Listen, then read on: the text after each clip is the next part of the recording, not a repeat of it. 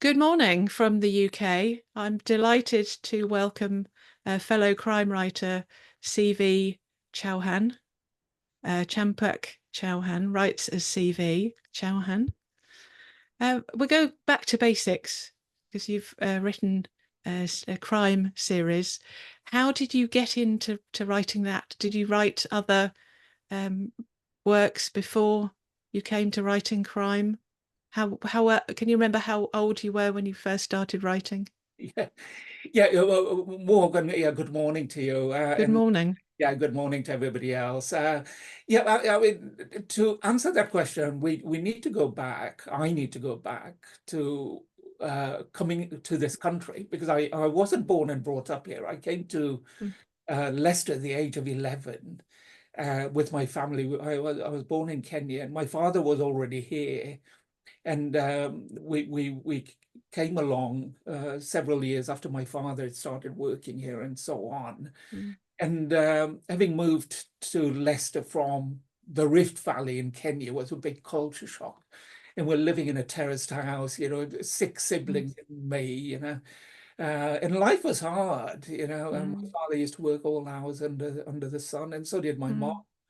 mm. Uh, Right. work in factories and warehouses and so on. Mm, And from a very young age, I was determined I wanted to write. And mm, I mean, practically every writer says that. But when I was mm, about 13, 14, I was writing short stories. It was largely mm. to escape the drudgery of my life, Uh, because life was kind of leaving at 8 o'clock in the morning, coming home at about 4:30, mm. eating at about 6, and then and doing homework at about 7 till about 10 o'clock, and then back again. Wow. Yeah, so Yes. 5 years I was doing that, from the Mm, age of 11, 12 up mm, until 60. And in the evenings, I often went to the library as well, and so on. mm, So I started writing short stories as an escape mechanism, really. mm, Um, and I didn't know what I wanted to write. So I delved a lot, as I've said, in short stories. I wrote a lot of mm, poetry, the angst mm. of being a teenager, probably. I went to an all boys secondary modern school as well. Okay. Yeah, all girls in my case. All right, okay. Yeah.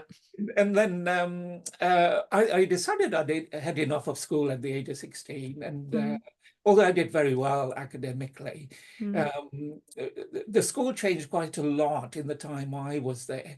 It's from being predominantly white to being largely black and Asian.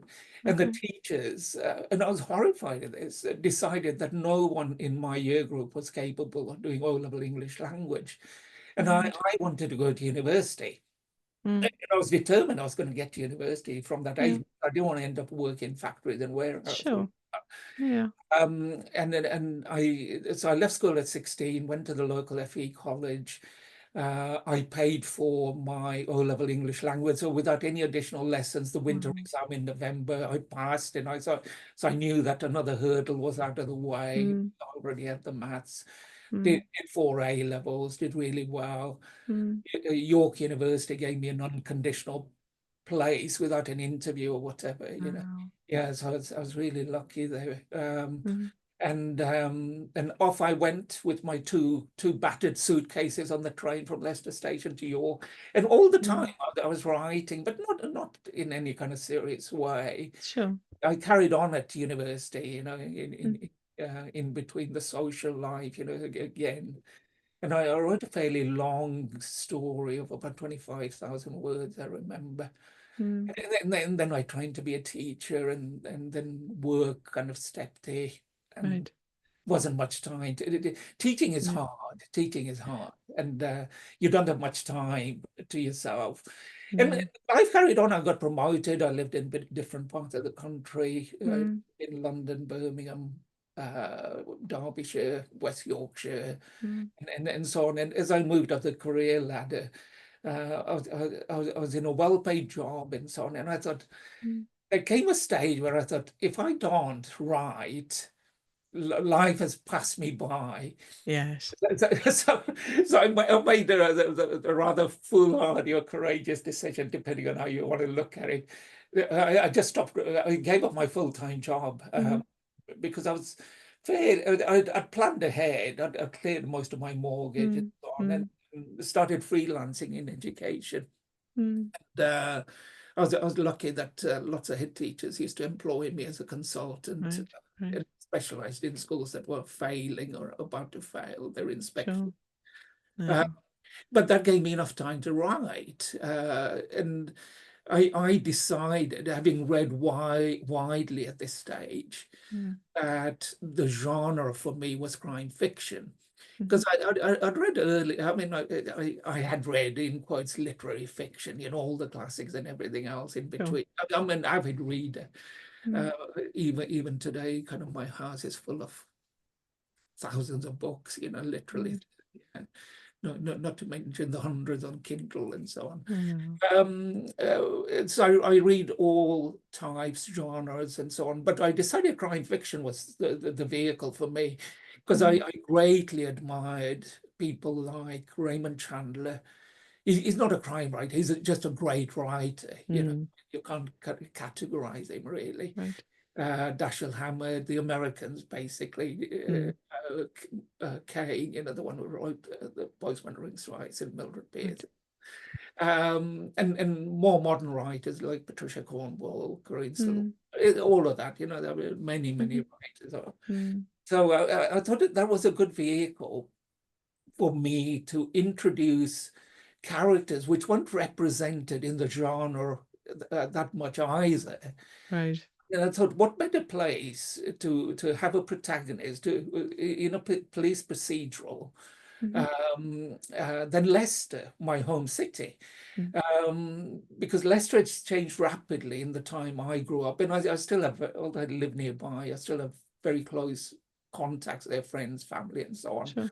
And I mean, like in 2 days' time, I'll be back there again, and I'm there every other week, really, for one reason or another. Sure. So I wanted to extend the crime genre. So my protagonist is a DI of South Asian origin, but I didn't want him to be a cliche. I didn't want him to be a drunk and kind of full of problems, As they do. As they do. Yeah. So my protagonist is in his mid-30s, is widely read, and he reflects the kind of person and people I know, because he straddles different cultures.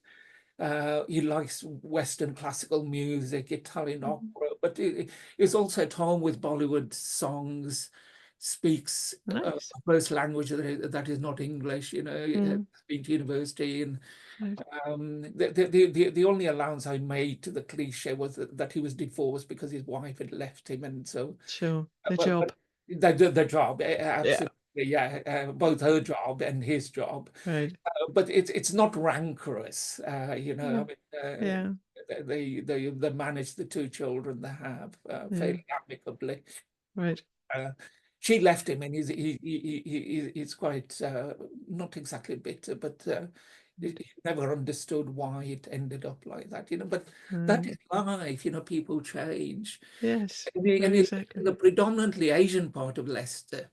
Again, so he's immersed in that kind of culture. But it's not just about Asian people. I mean, he's a DI, he works with the constabulary, lots of his close colleagues are white. And he's dealing in the first book, called The Dance of Death, with a real psychopathic killer, not just an ordinary serial killer, because this person doesn't have any particular MO, kills different ages, different races, Sure. Harder to catch, yeah, harder to analyze. Yeah, absolutely. Yeah.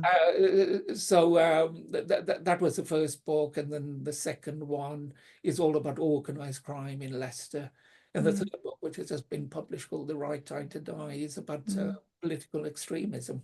Okay. And I picked up on that theme because I don't know whether people remember, but about 18 months, 2 years ago, excuse me, this was covered in the media quite a lot, in the national media, online.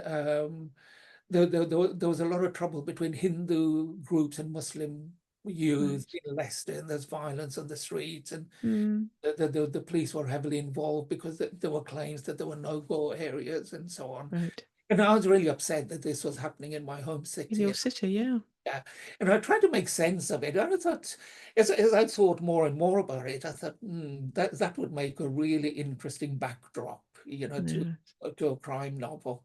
Yeah. So I sat down and wrote one in about 8 months, which was Okay. finished last November, and then my Hmm. publishers kind of had it for a fair few months, and it's Mm. edited and it is now out. Hmm. Uh, but sad to say, a lot of the things I dealt with in that book have come to pass in Right. what's been happening recently on the streets of Yes. London. Yes. Yeah, yeah. But my books are also written in the first person. Okay. Yeah, so From the although character. it limits the point of view, I Mm. wanted the reader to be in the head of the protagonist. Yeah. It's called the Rohan Yeah. Sharma. So I wanted the reader to be in his mind all the time. Sure. I like writing in first person. My women's fiction series are first person. I Yeah, love it. yeah, I Some do. people don't like it, but no, I love it because you are literally, especially if it's present tense, you're there as it's happening. Yeah, yeah, Do you, absolutely. so is 8 months about normal for you for a book? I know you've got Yeah, three, but 8 to 9 months, yeah. The yeah. first one took me a lot longer because I wasn't right. I write full time now. Mm, But the first one, because I was working, it was an evening affair, really, kind of in mm, hotel rooms in different right. parts of the Sure. country and at weekends. Yeah. So that on and off. I mean, you'll know this, Morgan. It took me Mm, the best part of 4 years to write that. well, It was a yeah. lot longer than the eventual product. And Yes. excuse me, I was determined to get published. And what I did was I started attending conferences. So I listened to famous writers like Lee Child Hmm. and Jeffrey Deaver because they used to appear at Crime Fest in Sure. Bristol Yeah. regularly, and other famous authors as well who came and talked. Mm, So I bought the how to write books, that kind of thing. hmm. I did creative writing sessions, all the standard kind of things that one Mm. does. 'Cause I don't know about other people. There was no way I could just sit down and write a book. I mean, some people can. I couldn't do it. Well, You sorry, I know from having taught creative writing that, and what you were saying earlier on about the fact that life got in the way and then you got to the point where you had to write it. I'd say about two-thirds of my classes were retired, and the sort of third were anywhere between, it was adult learning, so it was 19 upwards. So they tended to sort of be in their 30s where they got to a point where they managed their lives and they could find chunks of time to write then. Um, but yes, I think you do have to be quite disciplined, but at least writing full time, you know you can have those chunks No, to absolutely. write. Yeah. And Mm. I think unless you're incredibly lucky and you write a bestseller as your debut Mm. novel, you've got to uh, kind of plan everything, Mm. don't give up the day job, until you're on Yes. secure ground. Mm. I mean, people like Lee Child also inspired me because I used to go along, listen to him, as I've just said. And Mm. as many people will know, he was made redundant at the age of 40. He Yeah. had a wife, a young daughter, no Mm. income. And Yeah. he talks a lot about that. And so that's Mm. at the age of 40, he's doing that. And at Yeah. the other end of the scale, there are people in the late 60s, 70s. Delia Owens is a good case when the Mm. protesting. I think she was 70 when she wrote that, I think, Mm. if Well, memory. Mary Wesley, who wrote Chamomile Lawn, I think she was 74, Yeah, 78, something like absolutely. Yeah, that when she right, I remember. when she had her first book published. Yeah. And I Yeah. was listening to James Lee Burke, the great American writer, Mm. because he was given the Diamond Dagger Award at Crime Fest in Yep. Bristol here. And CWA, yeah. he was being interviewed through Zoom, and he's 87, I think, and he's still Mm. writing.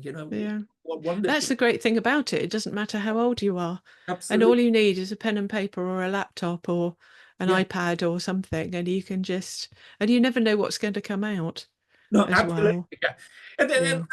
that kind of, it's interesting you say that because when I started, I didn't know how I was going to write. So when I all I knew was crime set in Leicester, South Mhm. Asian protagonist, and I don't know why it is, but most debut writers start with serial killers, and I just find the whole concept interesting. I did Mm. all the research, FBI manual on serial killers, you Uh, name it. I probably had 20, yeah. 30 books on Mhm. non-fiction books on them, famous cases and so on, Mm.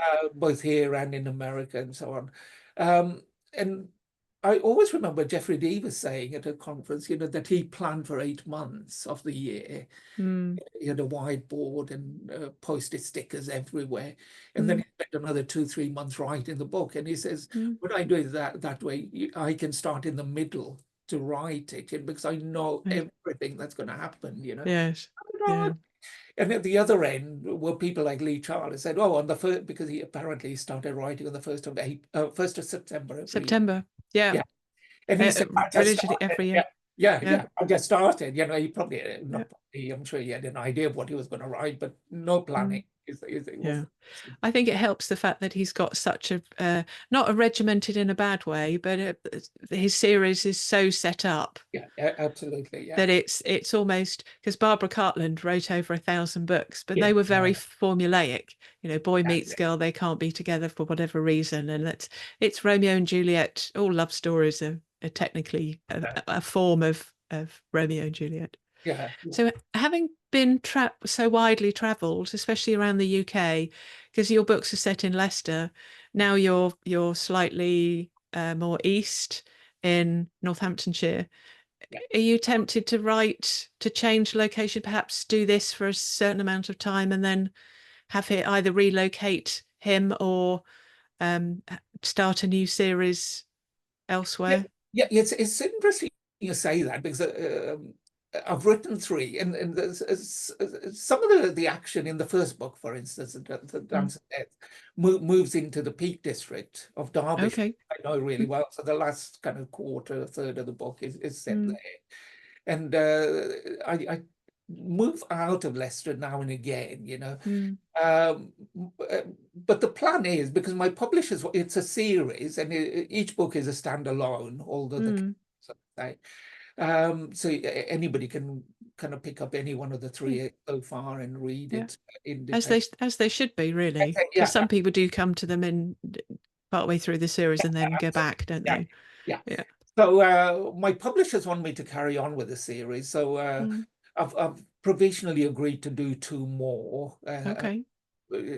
Have a set of five, but and Mm. I said to them, we'll review the situation once we get to Sure. the time. But Mm. I'm also toying with the idea of relocating either the protagonist or starting a new series Mm. set in another city like Birmingham that I know really well, or Mm. but somewhere in the Midlands by and large. Yeah. Yeah, Yeah. I think London's been done to death, even though I know I think London so. quite well. Yeah, Yeah. Yeah. I'm quite happy to be in the Midlands, and set Mm. my Mm. characters in the Midlands. It's interesting how, because you write a fairly urban, and then you go to the Peak District, which is completely the opposite, and they're both sort of perfect locations for dead bodies and Yeah, murder, and absolutely, yeah. it's funny, isn't it? You think they'd be completely opposite. Yeah, yeah. No, absolutely. And Mm. in my second book, Shattered Dreams, some of the action is around Rutland Water to the east of Leicestershire as well. Yes, Yeah, yeah, know that well. beautiful scenic area. Yeah, So yeah. yeah, I mean, and there's so much history around the East Midlands as well, not Mm. just Leicestershire, but where I am at the moment, Northamptonshire, Mm. Derbyshire, Mm. and so on. Mm. So, uh, excuse me, what I like to think about in relation to my books is I research them a lot. I must Right. spend 2, 3 months off my Wow. time researching before I even start writing. So be Mm. it on the geography, the history, the Mm. geology. The first book has a lot about the geology of Leicestershire and Nottingham Okay. as well, Yeah. because that is quite significant in terms of identifying where the killer is and so on. Right. Sure. So I spend a lot of time researching. Mm. and it's absolutely fascinating. Richard III, for instance, in The Leicester, car park. we all know about the car park, but Yeah. the Bow Bridge, where he went to Bosworth Field in battle. I mean, Mm, such a busy, people may well know it.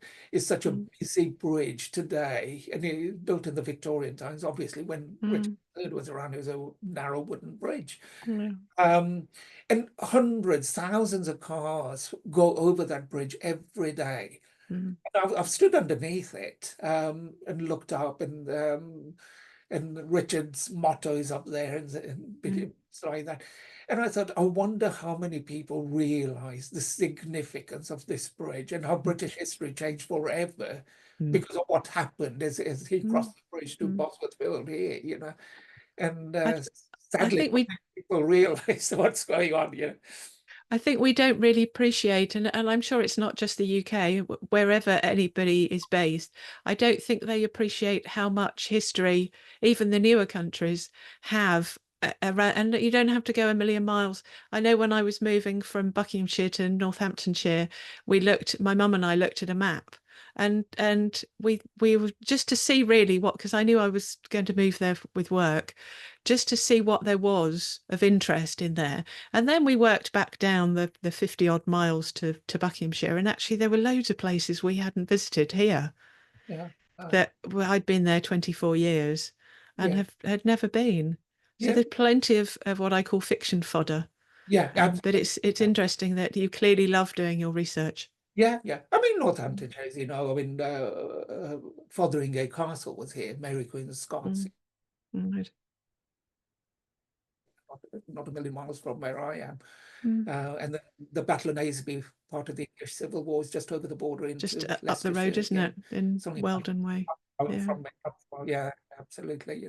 Mm, So why I mentioned that, Morgan, is that any t as a reader, what I really love doing is reading a book and learning something new, which I didn't know before. mm, And most of the authors I read, I do pick up on something I didn't know before. And I mm, like to think that if a reader reads one of my books and he or she learns something new, which they mm, didn't know before, then I'd be really pleased about that. mm, That's why I think research, especially in the genre I write, mm. is really critical. Well, I have a saying that books should do three E's. They should educate, well, Yeah, educate, and emotion. You should feel all the way through. yeah, You know, if the main character is a character you should like, then you want to. It's the old saying: put your character up a tree and throw rocks at them. yeah, yeah, If you like them enough, then you want to know that by the end they're okay. yeah, And I think one of the books I read, one of the few books I've read in one sitting is Step on a Crack, James Patterson and Andrew Letwidge. And because they're such short chapters, which I love, they're 100, on average, a James Patterson is about 70,000 words and it's 150 chapters per, so that's about 500 words a chapter. And they go because they switch from the detective to the villain and back again. And they're so short that reading it in one sitting, I was literally exhausted. So there's another E, four E's.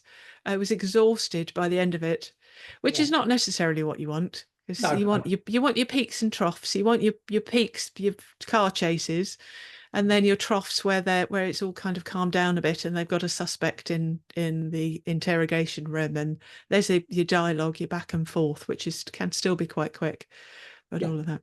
It's So interesting sorry. no, Uh, carry on. Oh, yeah, it's interesting you mentioned Patterson because he's one of my favorite writers. Mm, And I haven't read many books where he collaborates with other people, but mm, the Alex Cross series I really love, mm, which he writes by himself. mm. And obviously the chapters, some of the chapters are only a page long, and Yeah, some are literally a paragraph, yeah, yeah, absolutely. about 100 One words. sentence. Yeah, Yeah. yeah. But it's a wonderful structure. And what I was thinking of for my first book as well was whether to adopt the structure where he's got third person, first person Mm, point of view, whereas mm, Alex Ross is first person. and then other characters are in third person, and Mm. I thought maybe for a first book that might be a bit too much. I Right. did play around with it, Yeah. but I decided, in the end, it's better to just stick to one point of view. Mm. Uh, but but but in relation to what you said, the 3 E's, I'd agree with that because I'd like to think that one of the characteristics of my books is that they're quite fast moving. I want people to be entertained. Mm. So the pace is, as you were describing, is quite fast. But Mm. I like to give readers a breather as well. As Yes. Forster said, writing a novel or aspects of the novel was a book. Mm. It's like a symphony. You're up and down. Yes. Yeah. Yeah. Uh, and the other characteristic of my books are that the the final third or a quarter is really fast paced, and there's in the background is the ticking clock, Right. some catastrophe is gonna Mm. befall one of the characters, Right. unless other things are done first. Yeah. Sure. Sure. I'm a firm believer that, so it's kind of moved to a crescendo towards the end. Mm. And in my latest book, The Right Time to Die, there is literally a ticking clock. Right. And Brilliant. Rohan Sharma and his sergeant and one or two other Mm. people are desperate to find out what is going on, Mm. and they know they've only got 3 hours. Mm. So the clock's ticking away, and they don't Right. know where to look. Yeah. Yeah. The last third of the book is based on literally a ticking Yeah. clock. The thing about chapters, because when I'm editing, I always the first thing I do actually is catalog how long the chapters are, how many pages they are, and then I get the longest chapters and find out the word counts of those, and I recommend no more than 2,000 words. And the thing about James is that you literally turn the page and there's a new chapter, and you might say, okay, I'll go have half an hour in bed and read a few chapters, but because they're so short, oh, Yeah, just one more, it's the just one more yeah, you yeah, want. And when you've got a fast-paced book, they seem that much shorter, even if they are 2,000 words, they seem that much shorter. Oh, well, the next one's only 4 pages, or just do that one, and next thing you know, you've finished the book and it's 3 o'clock in the morning. yeah. I mean, I'm like you. I'm a firm believer in short chapters. Mm. But I have lengthy discussions with my editor about that because she doesn't always agree with Okay. with the length of my chapters. But Yeah. it's an amicable. They are what they need to be. Yeah, There's no point in chopping because yeah, you need to still have the cliffhanger yeah, up to a point, either a reveal or something is about to happen at the end. yeah, yeah, And if you literally just chop it for the sake of chopping it and nothing happens at the end, yeah. then it doesn't work. Yeah. Doesn't My, work. my my editor's brilliant. I'm sure we'll Yeah. talk about the editing process at Yeah. some stage, Yeah. and How do you find, because that was one of my questions, how do you find the editing process? I mean, do excellent. you do you accept what as a whole? Do you accept what she says?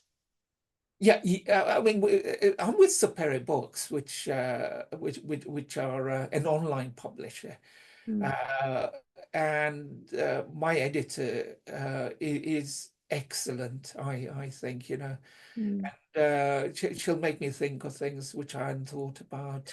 I don't have any That's problem, yeah. by and large. I mean, we do have our disagreements, and then Mm. she will accept what I'm saying, and vice versa. And sometimes I Mm. just give way. I thought, oh, well, I Well, mean, her name's Amy. I mean, she edits books day in, day out, mm. literally. I just, in the end, bow down to her greater judgment. Right. Yeah, Because it's a fine line, isn't it, between it being your book and them being the publisher, and that they can, up to a point, do whatever they like. yeah, absolutely. Because certainly if their marketing team thinks that something has to be done the covers has to be done a certain way, or then you don't really have a lot. You sign the contract and you don't really have a lot of choice. You just have to hope that they know what they're doing, and I because they want to sell as many books as you want to Yeah, sell. absolutely. I've got Yeah. complete faith in them and the Mm. editorial team and so on, because they're very inclusive. You know, if I suggest things that are reinserted, there won't be a problem.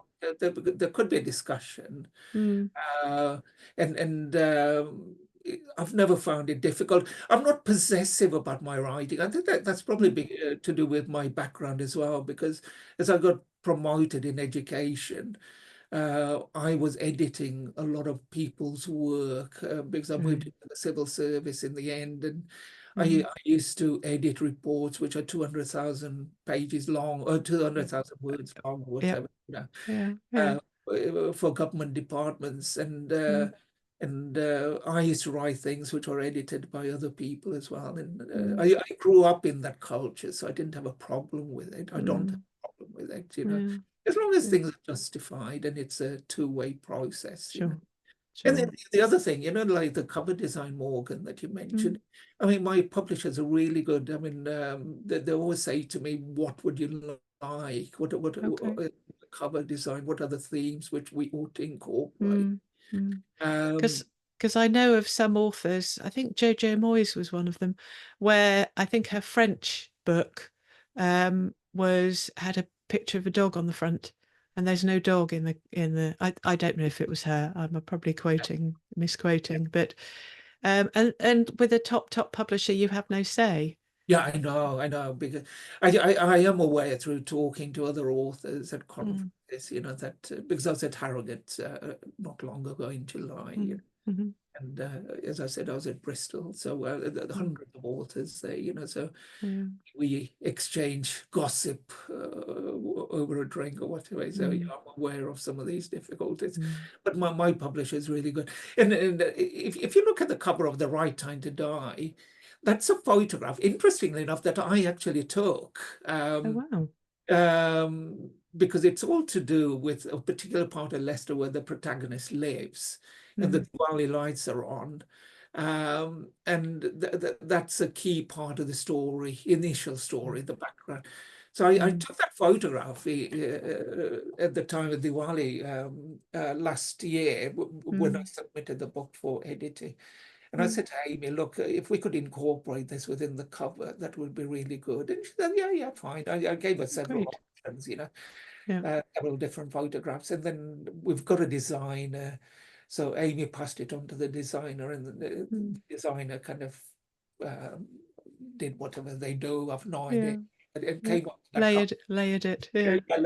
I mean, Yeah. which I think is brilliant, but the original photograph is one that I actually took. Wow. You know, yeah, so really pleased Yeah. about that, you Yeah. know. And Do then you the have to other, do yeah, do you have to do a lot of marketing? If it's a fairly small press, do you have to do a lot of marketing? yeah, Are they good at marketing? they are. They've got a marketing director. Uh, Right. I, I mean, they started 5, 6 years ago, and they had about 50 authors on their books at that stage, Okay. 50, and they've got over 100 now. So they've Mm. expanded quite dramatically Brilliant. in a short space of time. And I avoided social media because of my work. We were told to avoid social media, you know, Sure. Understandable. because of who I was, especially within the Mm. civil service. Mm. So for many years, I didn't get involved. But now, Mm. because of who we are as authors, as Yeah. writers, we have to get We have involved. to be there, don't we? Yeah, so I'm still avoiding X, Twitter as well, Yes. but I'm on I'm on there, Facebook. but I Yeah, don't do anything. yeah. My blog used every time I posted on my blog, which is every day now. They're just writing prompts and then word count Wednesday and competition results and things like that. Author spotlights. It used to go to Twitter automatically, but as soon as it got taken over, they they fell out. WordPress and Oh, X fell out, I and didn't, so it doesn't go automatically. And I don't go and put it on there manually. I I go and have a look every now and then. I get an email, check your notifications, and I don't actually have any. They just like to message me. I've got very mixed feelings about X, I have to Yeah. say, you know. So like, but I'm on Facebook, and I mean, I kind of put stuff on my page every now and again, you know, and Mm, got a fair number of followers, kind of Oh, queries yeah. to see and stuff like that. And interestingly enough, a reader wrote to me on Facebook to say, "Oh, she lives in Leicestershire somewhere in the Mm, south." And she said, "Did you know that a certain place existed in West Leicestershire?" I said, "No, mm, which is relevant to a particular character within the book." I said, "No." mm, She yeah. said, "Well, why did you go and visit it?" And I had no idea this place existed. I wouldn't tell you Mm, what it is because right. I do acknowledge the reader in the third book, Okay. what she Right. told me. Yeah. So I went along. It was a wonderful experience. And what she said to me changed the storyline of my third book, Wow. because I just wasn't aware that this place existed. Mm, So when the wow. book was published, I just sent her a message back saying, "Thank you so much. I'll Yeah. happily give you a signed Put her in copy." the acknowledgements. Yeah. Yeah, and Brilliant. yeah, so yeah, so it's amazing, complete strangers who Mm, affect what you write and how you yeah. write. But I think most writers, although we'd love to make a full-time career out of it, I think I personally, certainly, we write to be read. Yeah, There's nothing quite like having an email. I had a short story out somewhere, it might have been Wattpad or on my blog or something, and somebody had read this, and she sent me an email that said, "I am young," and she'd entered the BBC when it was Radio 2 short story 500 word short story competition, which I was a judge for a few years, which was fabulous. And then Chris Evans left, and it just sort of went by the wayside. And I'd written a story, and it sort of left at the end as the wife leaves, and we know the husband's going to die, and she finally leaves with her suitcase, and she said, "What happens next?" And so I said, "Well, nothing really happens next. She may or may not be caught." So I wrote a prequel instead, oh, that then sort of led up to the events. And they were only probably 2,000 words each. yeah, But it's just lovely yeah, hearing from, and I think readers don't, even if they really enjoy, they'll go and leave a review. But there's nothing quite like receiving an email or something on Facebook. We're out there, that absolutely. that we know that and I've found one of my books in a charity shop once, Oh, and I was thrilled. yeah, Just even though someone's read it or not and they're giving it away, the fact that A, they bought it in the first place, and B, that the thought that hopefully somebody else will buy it yeah, and enjoy it. yeah. So you've got, Yeah. No, I sorry. was going to say, interestingly enough, I mean, I've discovered purely by chance, copies of my books on kind of various secondhand copies, that is, Yes. Yeah. yeah, on various I websites, think I yeah, think for sale. Right. I think one of mine's on eBay for about £120. And there's nothing special about it. It might be a signed one, All but right. I'd sign it for £1. Yeah, yeah, yeah. Um, so I'm not yeah, so I don't, no one's going to buy it at 120 something pounds, so they can get it from Amazon and ask me to sign it, or get Yeah. me to send them a signed copy or something. But, they live in hope that it's going to be worth that amount of money. But talking about books like that, because and marketing. What I did was when my first book was published, I because I had to buy my own copies, being an online publisher Mm, as well. yeah. They give me three, which is fine, Okay. but I buy the rest. Mm, I sent one off to Radio Leicester and sent some others, mm, to other organizations that I thought might be interested. Radio Leicester contacted me and they wanted to interview me. right. Brilliant. So I was live on one of their programs, Mm, and then the presenter said, "Oh, when your next book's out, can you please contact us? We'd like to interview mm, you again." mm, So I did that, and they interviewed me again. So brilliant. that kind of placement is important because A, it could lead to something, and B, you never Mm. know who's listening either. No, This. exactly. And there was a big hoo-ha every now and then. There's a big hoo-ha about free gift bags. So you go to literary festivals and you get books for free. But I met a lady I was volunteering at Oundle Literature, so you'll know Oundle, Uh-huh. Literary Festival, when it was a 5-day block. So I'd drive from Northampton to Oundle every day for 5 days. And there was a lady I met in the toilet, who I'm still friends with, and happened to live 2 roads away from me. And she'd got one of the gift bags, and one of the books was, I think it was maybe Snowman, where by um, oh Joe Nesbo, All right. Scandinavian Joe Yeah. Nesbo. My goodness. And she gave it to her son, they're both avid readers, but she gave it to her son, and I think that was the first in the series, and he literally read it in one day, and then went to Waterstones and bought the rest of the series. Yeah. So from that one free book, and I'd give my books away if I thought that they would go, that somebody would tell someone, this is how 50 Shades of Grey got so popular, Yeah. terrible as it is, but I've never read it. because it was just word of mouth. Yeah. Yeah. So there we go. Okay. So you've got 2 more books in this series to write. Is that your next Yeah, yeah. thing? I need to have a further discussion with the publisher. They want Mm, me to write more, and I've provisionally agreed to 2 more in this review mm. situation.